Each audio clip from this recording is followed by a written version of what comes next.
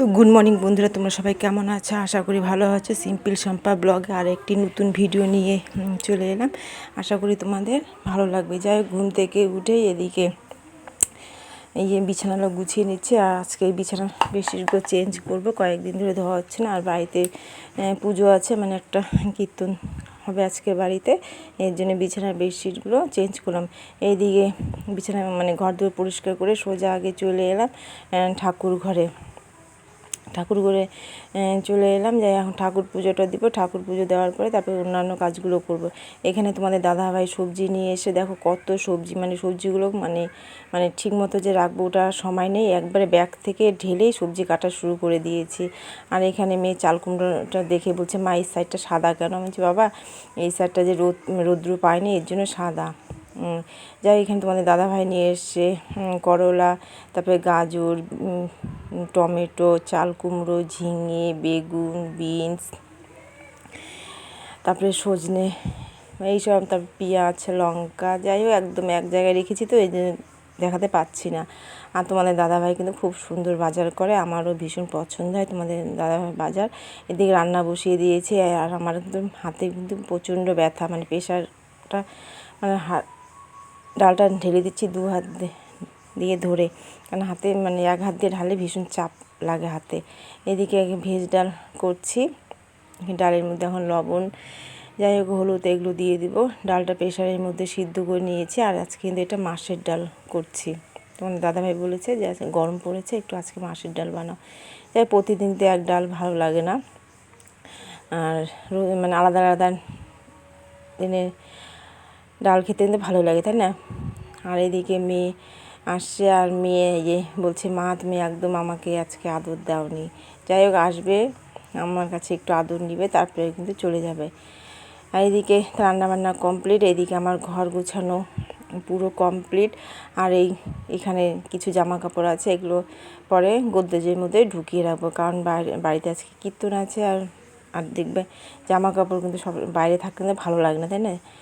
ভিতরে রাখলে কিন্তু দেখতে ভালো লাগে। এদিকে এই ঘরও পুরো গুছিয়ে বিছানার বেডশিটটা চেঞ্জ করে নিলাম, আর পর্দাটা একটু উপরে রেখে দিয়েছি।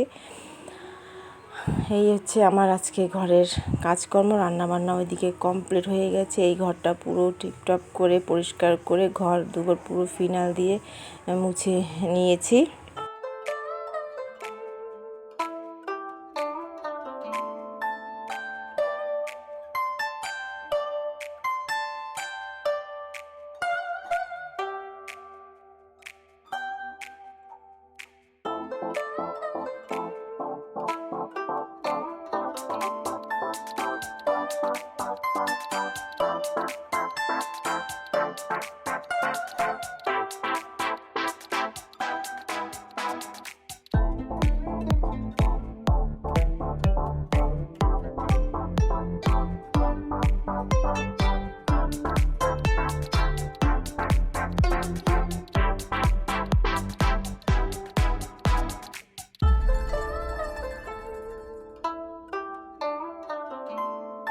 আর আজকে আমার দিদা শাশুড়ির বাৎসরিক, যাই হোক মা ওখানে গেছে, বিকেলের আগে আগে চলে আসবে।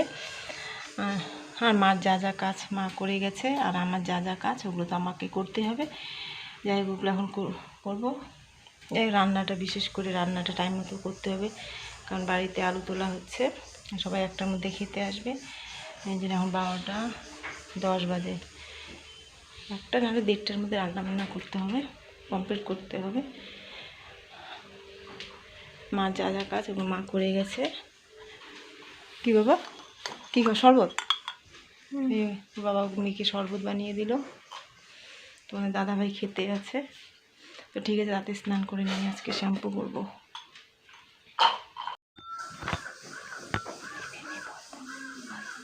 হ্যালো গাইস, আজকে আমি দিদির জন্য দিদা কিনে আনছি একটা দিদির একটা। তারপর চলো খাই। আর এখানে সজনে, করলা, আলু দিয়ে একটা চচ্চড়ি করেছি। এখানে গাজর, তারপরে হচ্ছে মটরশুঁটি দিয়ে একটা ভেজ ডাল করেছি। কারণ মেয়ে সবজি খেতে চায় না, এই জন্য ডালটা এইভাবে বানাই। আর এখানে আলু ভাজা, পটল ভাজা, সাথে লেবু, এই হচ্ছে মেনু। আর এটা হচ্ছে চাল কুমড়োর সবজি।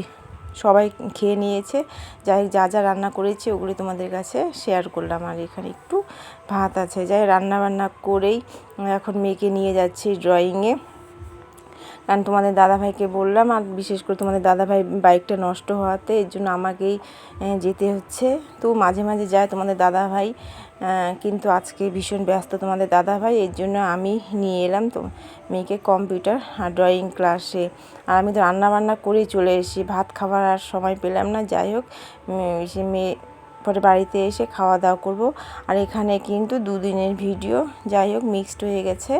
তারপরে মেয়ে এই যে ড্রয়িং কম্পিউটার ক্লাস থেকে এসেই মেয়ে এখানে হাতের কাজ করছে, স্কুলের প্রজেক্ট। আর আজকে বাড়িতে কীর্তন, এই জন্য একটু শাড়ি পরে নিলাম।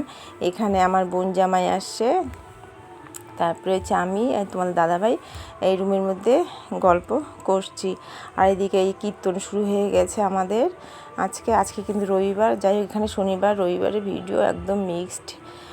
এখানে তোমাদের দাদাভাই, তারপরে বোন জামাই, আমার ভাসুর দাদা, 3 জনে মিলে লাইট টাইট ঠিক করছে। আর দেখো সবাই চলে এসছে। আর এখানে আমাদের বাড়িতে কীর্তন শুরু হয়ে গেছে। আর তোমাদের দাদাভাই কিন্তু প্রত্যেকবার যাওয়ার আগে বাড়িতে একটা করে কীর্তন দেয়। যাই হোক, সবাই আসে, সবার সাথে দেখা সাক্ষাৎ হয়, তাই না, একটু আনন্দ হয়।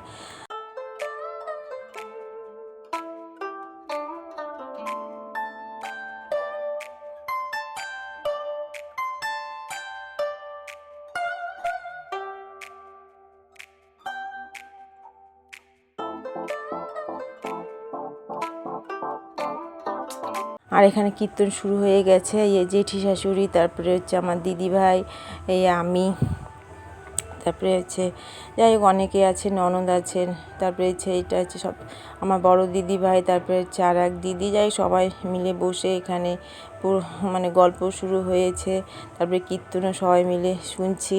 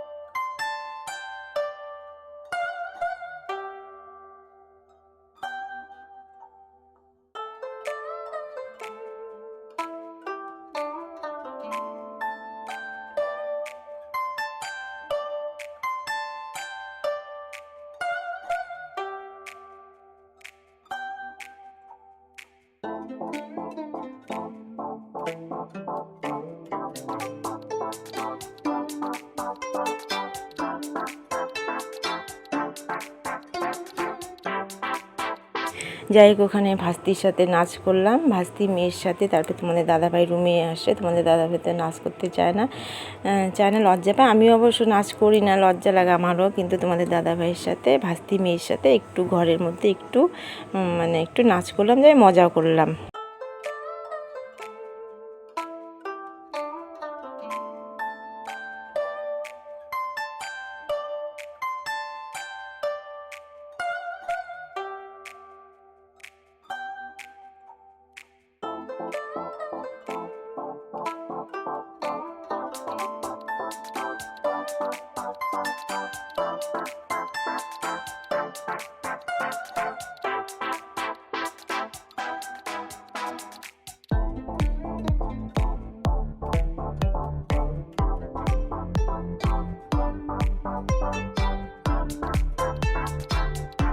যাই হোক, এদিকে বাইরে কীর্তন হচ্ছিল আর মেয়ে ঘরে বসে বসে স্কুলের প্রজেক্টটা বানালো।